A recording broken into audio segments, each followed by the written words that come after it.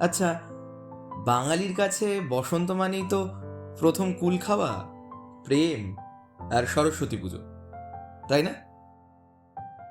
শুধু তাই নয়, পুজোর আগের দিন থেকে ঠাকুর কেনা, পুজোর জোগাড় করে শেষমেশ বইপত্র মায়ের পায়ে গচ্ছিত রেখে পড়াশোনা থেকে একটা দিনের ছুটি, এক অদ্ভুত মুক্তির স্বাদ। আর তোর? শীতের সকালে গায়ে হলুদ মেখে কাঁপতে কাঁপতে স্নান করা, উপোস থেকে মায়ের অঞ্জলি দেওয়া আর শান্ত গলায় বলা, সরস্বতী মহাভাগে বিদ্যা কমললোচনে। তারপর কুল খাওয়ার সেই প্রথম অনুভূতি।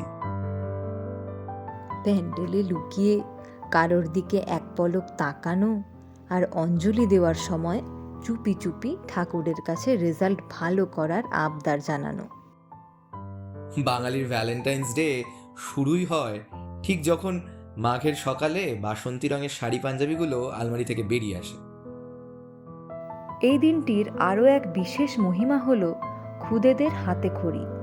স্লেট পেন্সিল হাতে নিয়ে ছোট ছোট আঙুলে মা সরস্বতীর সামনে প্রথম বর্ণ পরিচয়, যা যুগ যুগ ধরে আমাদের শিক্ষার ভিত গড়ে দেয়।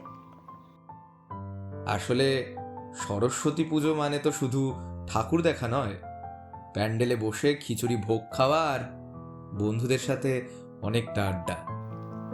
তার সাথে আমাদের সবার বুকের ভেতর সযত্নে রাখা সেই রঙিন ছোটবেলা, আর নতুন প্রজন্মের হাতে খড়ির মাধ্যমে ঐতিহ্যের বহমানতা।